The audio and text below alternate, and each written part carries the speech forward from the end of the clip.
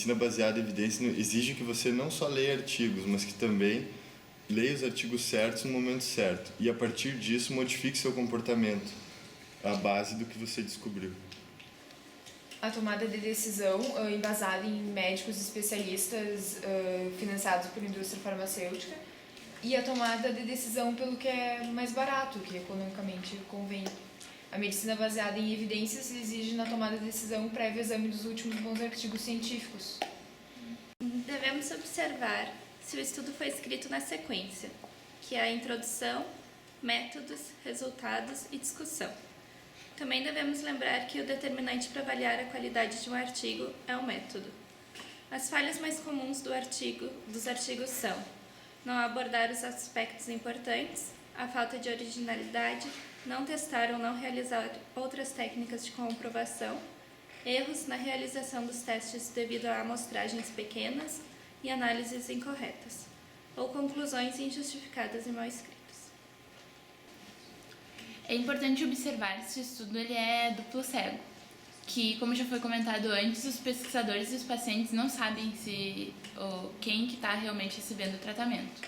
Ou também se é um estudo cruzado ou crossover, que os tratamentos de intervenção e controle separados por um período sem tratamento. E também se é um estudo controlado por placebo, por exemplo, que as pessoas recebem os comprimidos com uma forma idêntica, mas sem o princípio ativo. E também é importante observar se é um estudo primário e secundário. Nos primários, eles podem ser realizados através de experimentos laboratoriais com animais ou voluntários, também ensaios clínicos com intervenção em pacientes e levantamentos de epidemiologia e comportamento populacional. Também tem os estudos secundários, que são revisões e meta-análises. Tá, então um exemplo é um novo medicamento testado para diminuir a abstinência, né, de tabagistas. Então pode-se jogar uma moeda e as pessoas que derem cara, elas vão pro grupo 1 e as pessoas que der coroa vão pro grupo 2. Né?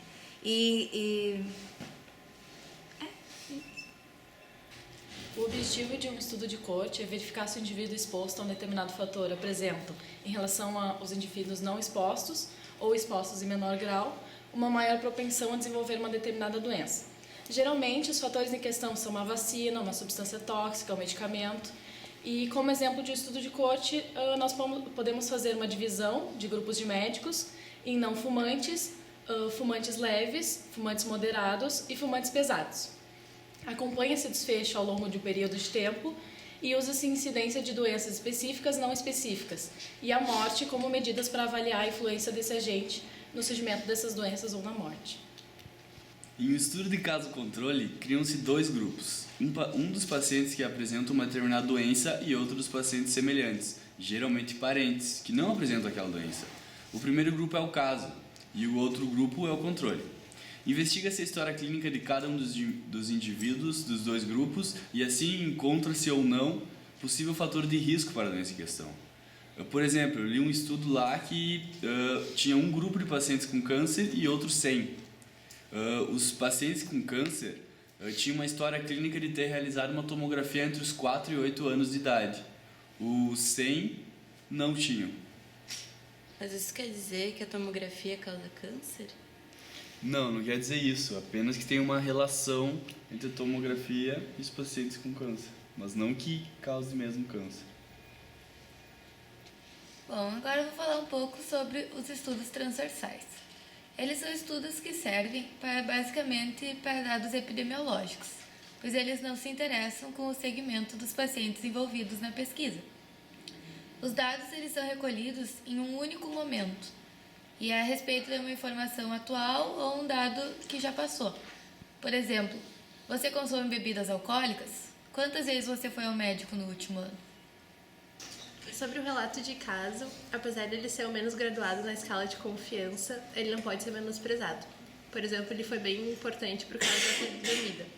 Além disso, ele pode ser elaborado em pouquíssimo tempo. Em relação à hierarquia das pesquisas, em primeiro lugar vem as revisões sistemáticas e meta-análises, os ensaios clínicos randomizados, estudos de coorte, estudos de caso-controle, estudos transversais e relatos de caso. Mas havendo erros metodológicos em um ensaio clínico randomizado, por exemplo, as evidências que ele traz podem ser consideradas inferiores a um estudo de coorte, bem delineado. Por isso, essa ordem só pode ser totalmente considerada na comparação de estudos metodologicamente perfeitos. Eu li sobre o viés sistemático que ele pode ser evitado através da maior semelhança possível entre os grupos analisados. E já quando a avaliação foi submetida a mascaramento, nessa pergunta, a autora afirma que se deve ao máximo procurar manter um mascaramento, a fim de que não haja vieses resultantes dessa situação. As revisões sistemáticas e as meta-análises, elas são diferentes então das revisões jornalísticas. Porque nas revisões jornalísticas elas não são padronizadas, não são objetivas, não são sistemáticas e elas têm um viés seletivo que influencia na escolha delas. E no caso também das revisões sistemáticas, é importante ressaltar que elas têm muitas vantagens, que nem ocorre menos viés seletivo, tem grandes quantidades de informações que podem ser assimiladas mais rapidamente, pode comparar os resultados e também pode chegar a uma hipótese, pode criar uma hipótese frente a isso. E para se realizar uma revisão sistemática, então, a escolha dos artigos ela tem que ser cuidadosa e objetiva. E quando tu for escolher esses artigos e rejeitar alguns deles, tu vai ter que explicitar por que tu rejeitou. Se era porque tu achou que não tinha qualidade ou se era porque tu achou que não se enquadrava nos padrões do que tu queria. A questão examinada por uma revisão sistemática deve ser definida com muita precisão. A pergunta, os anticoagulantes previnem acidente vascular cerebral em pacientes com fibrilação atrial? Parece bastante específica, mas não é. Fibrilação atrial inclui tantas formas reumática e não reumática, e ainda a fibrilação atrial intermitente. O termo acidente vascular cerebral inclui tanto acidente vascular cerebral isquêmico como hemorrágico. Em relação aos vasos rompidos, não devemos pesar os efeitos colaterais dos anticoagulantes contra seus possíveis benefícios. Os anticoagulantes verdadeiros, como a varfarina e a heparina, devem ser comparados a placebo ou outros fármacos que reduzem a tendência à coagulação, como a aspirina. Aquela questão que parecia simples de responder tornou-se difícil, devemos então refiná-la. Bom, dentro da revisão sistemática é bem interessante a gente fazer umas perguntas assim quando a gente for ler uma revisão para analisar ela. Primeiro, foi feita uma pesquisa extensa nas bases de dados apropriadas e foram exploradas outras potencialmente importantes? De onde veio a informação e como ela foi coletada? Aí a gente tem que analisar se a qualidade metodológica foi avaliada e os ensaios clínicos foram valorizados de acordo. Porque uma das tarefas de um revisor sistemático é elaborar uma lista de critérios. A gente tem que ver também qual é a sensibilidade dos resultados em relação à forma em que a revisão foi feita. Ver se os ensaios clínicos de qualidade metodológica inferior foram excluídos ou incluídos. Analisar os resultados numéricos, ver como eles foram interpretados, se foram interpretados com bom senso e a devida consideração aos aspectos mais amplos do problema, porque a inclusão de estudos irrelevantes na revisão sistemática, ela vai com certeza reduzir a credibilidade da revisão. Bom, eu vou falar sobre a meta-análise. Ela é um tipo de revisão sistemática que valoriza também a avaliação quantitativa, permitindo uma análise estatística do fenômeno estudado. Ambiciona obter uma significância estatística que dê mais certeza do resultado apontado. Bom, para iniciar um estudo de meta-análise, deve-se definir uma questão a ser abordada. Por exemplo, qual a relação entre o consumo de café e a doença coronária?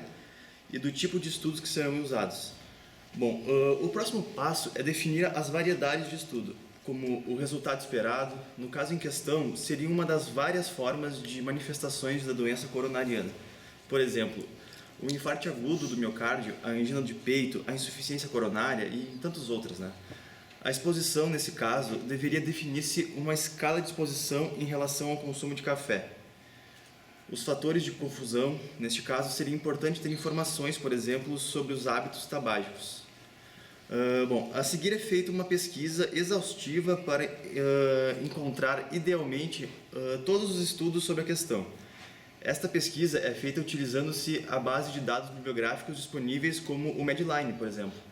Bom, mas deve, na medida do possível, ser completada com outros métodos de pesquisa, como consulta de especialistas e resumos apresentados em congressos científicos. A não existência de dados suficientes que permitam a análise de cada estudo é, deste modo, um dos maiores problemas encontrados na realização de uma meta-análise, tanto por não ter acesso aos estudos, como por eles próprios poderem ter limitações e deficiências. Professor, eu acho importante a gente falar também sobre as diretrizes e a função que elas têm no meio médico.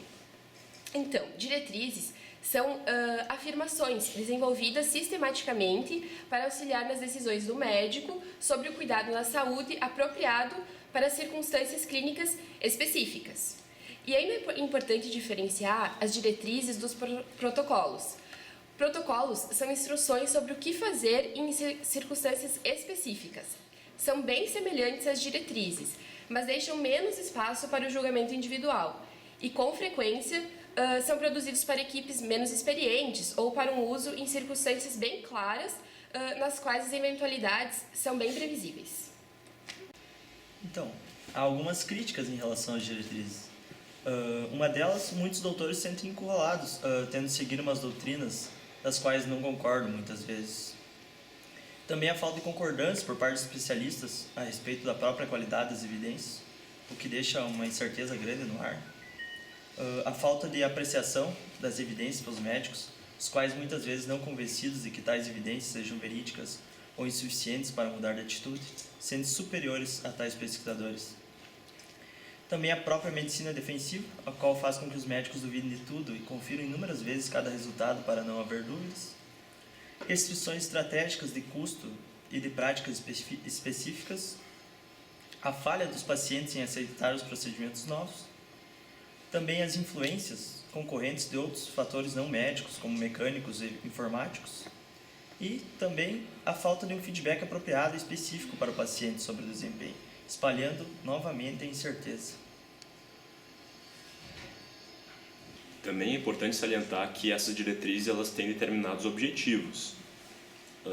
E eles são tornar os padrões baseados em evidências explícitos e acessíveis, tornar a tomada de decisões na clínica e à beira do leito mais fácil e mais objetiva, fornecer um guia para avaliar o desempenho profissional, delinear a divisão de trabalho, por exemplo, entre clínicos gerais e especialistas, educar os pacientes e os profissionais sobre a melhor prática corrente, melhorar a relação custo-efetividade do serviço da saúde e servir como instrumento para o controle externo.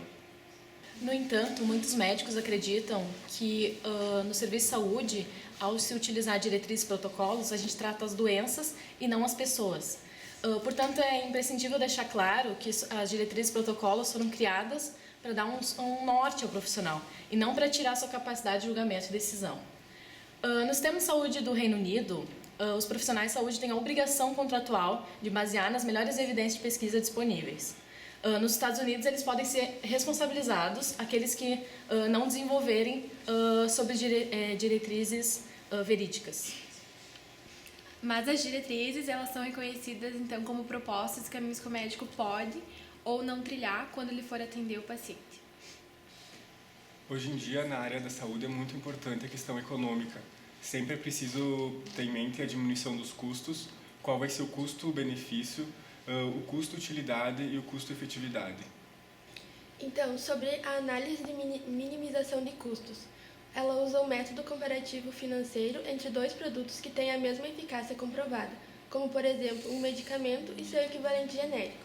No que diz respeito à efetividade, a comparação ela é usada quando o efeito entre dois tratamentos distintos tem resultados diferentes, como no caso de um tratamento de prevenção, que é comprovadamente mais eficaz que o outro, deixando a parte financeira de lado.